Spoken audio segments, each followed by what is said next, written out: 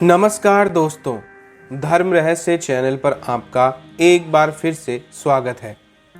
भानु अप्सरा और अप्सरा लोक के दर्शन भाग 3 आज हम लोग जानेंगे।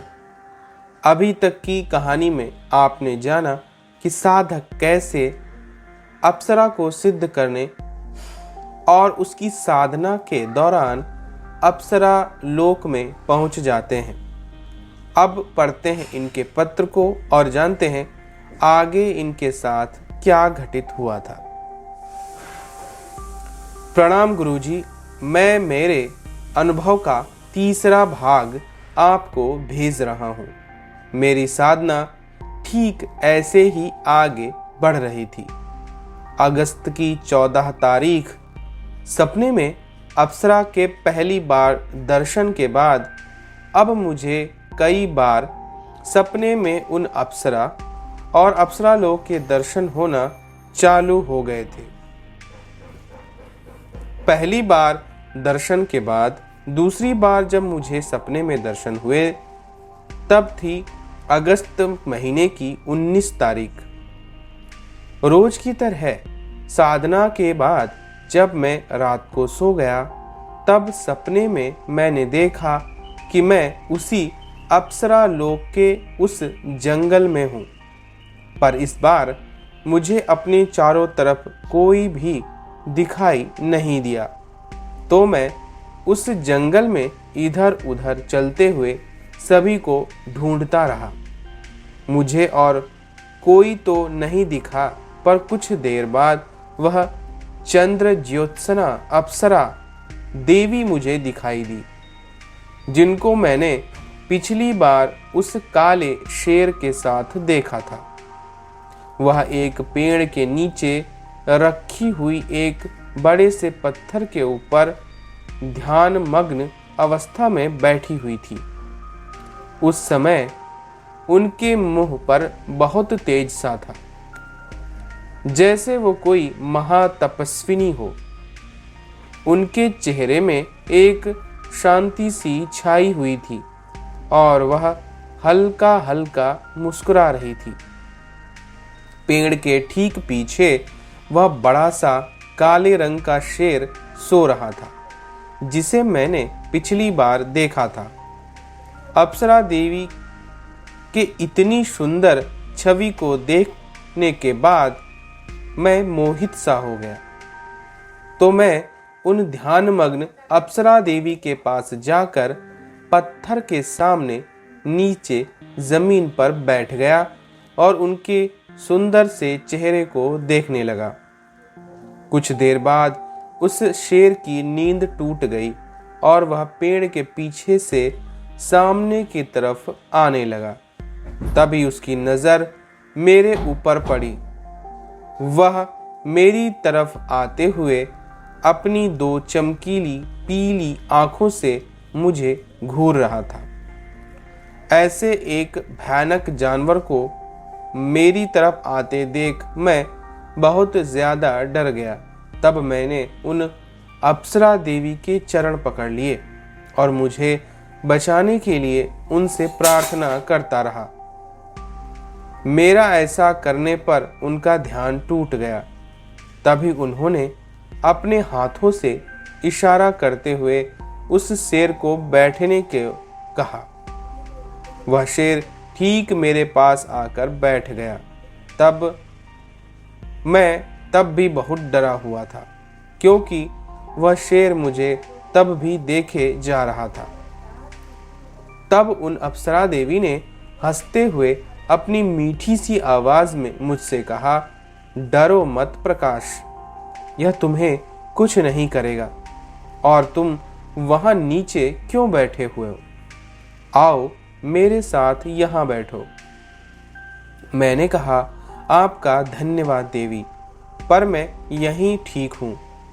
मेरा ऐसे इनकार करने पर उस शेर ने अचानक बहुत जोर से दहाड़ा। मैं तब बहुत घबरा गया और जल्दी से उठकर अप्सरा देवी के पास बैठ गया। मुझे ऐसा करते हुए देख वह अप्सरा देवी बहुत जोर जोर से हंस पड़ी वह मुझे हंसते हुए बोली, देखा प्रकाश, तुम्हारा मुझे मना करना मेरे इस बच्चे को पसंद नहीं आया, इसलिए मेरे बच्चे ने तुम्हें डांट दिया। मैंने पूछा, क्या आपका संतान? लेकिन एक पशु भला आपकी संतान कैसे हो सकता है? मेरा ऐसा पूछने पर उन्होंने मुझसे हंसते हुए कहा, प्रकाश, अगर तुम मुझसे ऐसे ही आप करके बातें करोगे तो मैं तुमसे बात नहीं करूंगी। तुम प्रेमिका रूप में मेरी साधना कर रहे हो, इसलिए मैं तुमसे मेरे प्रति एक प्रेमी जैसे व्यवहार की आशा रखती हूँ। तुम मुझे केवल मेरे नाम से पुकारना, मुझे अच्छा लगेगा। तब मैंने कहा, ठीक है देवी, जैसी तुम्हारी इच्छा। तुम्हारे मुखमंडल का तेज बिल्कुल सूर्य के समान है, तो मैं आज से तुम्हें भानु कहकर बुलाऊंगा। तब भानु ने हंसते हुए मुझसे कहा, ठीक है प्रकाश, जैसा तुम चाहो। अभी मेरे साथ चलो, तुम्हें कुछ दिखाती हूँ। ऐसा बोलने के बाद भानु ने मेरा हाथ पकड़कर चलना शुरू कर दिया और मुझे उस खूबसूरत जंगल के एक दूसरे छोर पर ले गई। हमारे पीछे पीछे वह शेर भी चलता हुआ आ गया था। जंगल के दूसरे छोर पे पहुंचकर मैंने देखा कि वहां पर एक मंदिर था और मंदिर के अंदर एक वेदी के ऊपर माता दक्षिणा काली की एक बड़ी सी मूर्ति स्थापित थी। मूर्ति की ऊंचाई लगभग 8 से 7 फीट तक की रही होगी, पर माता की यह मूर्ति वैसी नहीं थी जैसी हम आम तौर पर देखा करते हैं। मूर्ति कुछ इस प्रकार की थी। सबसे नीचे की तरफ माता का एक सिंहासन था जिसके 5 पैर थे।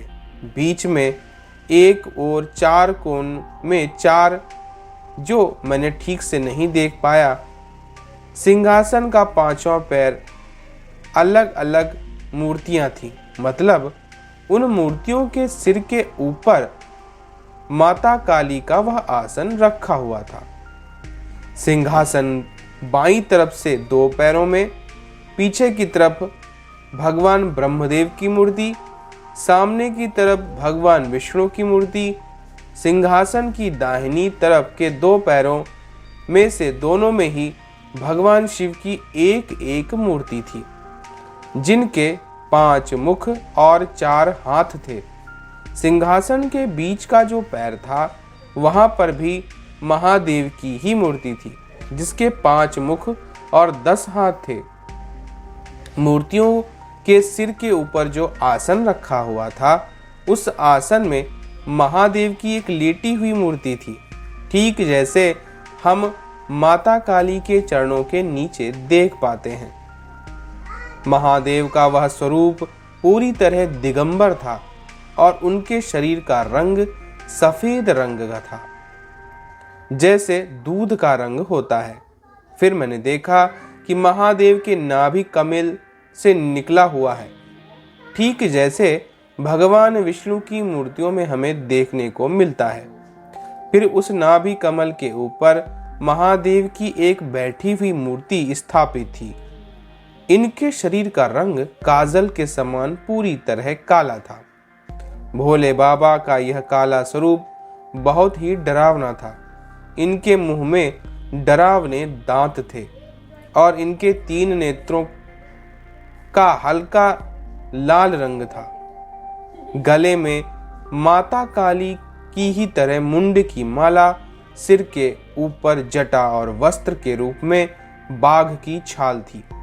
इनका एक मुख और 2 हाथ थे, जिनमें से दाहिने हाथ में एक दंड था जिसके ऊपर एक खोपड़ी की हड्डी लगी हुई थी, और बाएं हाथ में एक कपाल पात्र था, जैसा अघोरियों के पास होता है।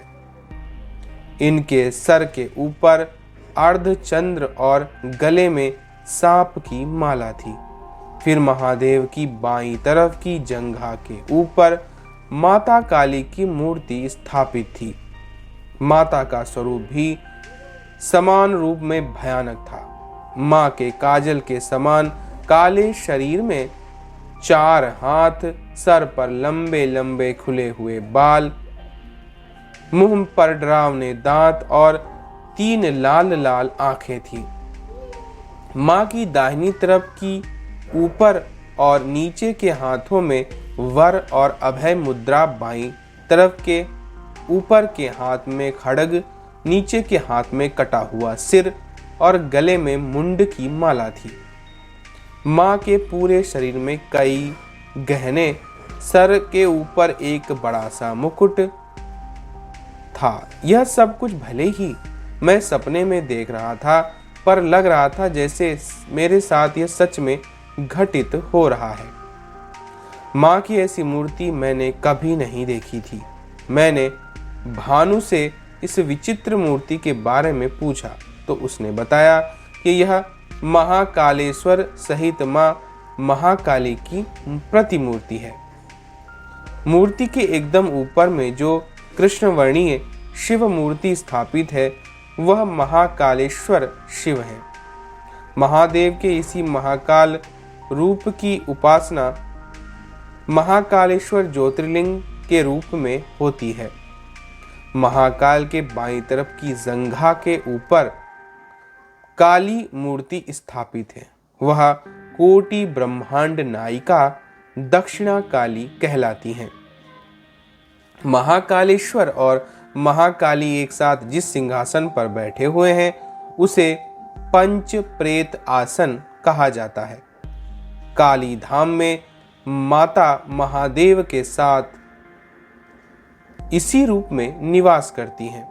मैं इसी रूप में माता की आराधना करती हूँ।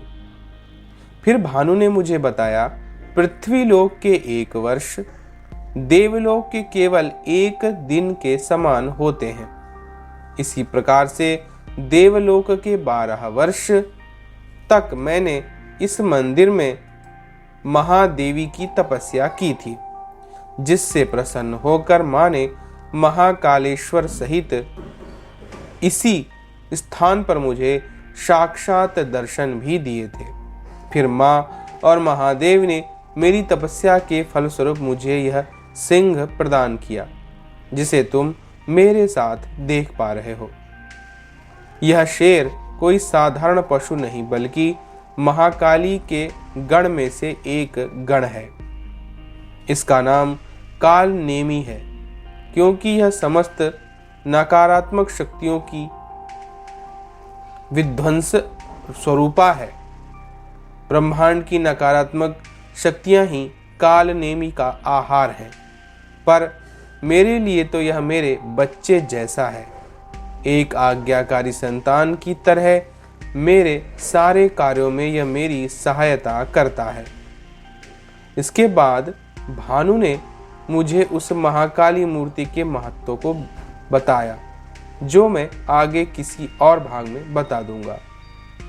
गुरुजी, तो पत्र बहुत लंबा हो जाएगा, तब तक के लिए आपको प्रणाम गुरुजी।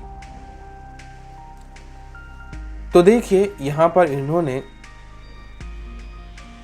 अप्सरा लोक में देवी चंद्र ज्योत्सना, जिनको यह भानु के नाम से पुकार रहे हैं, उनके माध्यम से माता महाकाली के दर्शन भी किए हैं और उनकी दिव्य स्वरूप जो अप्सरा लोक में पूजित है उसके दर्शन किए हैं। तो यह था आज तक का इनका यह भाग। आगे इस कथा में क्या घटित होगा अगले पत्र के माध्यम से जानेंगे। तो अगर आज का वीडियो आपको पसंद आया है तो लाइक करें, शेयर करें, सब्सक्राइब करें। आपका दिन मंगलमय हो। धन्यवाद।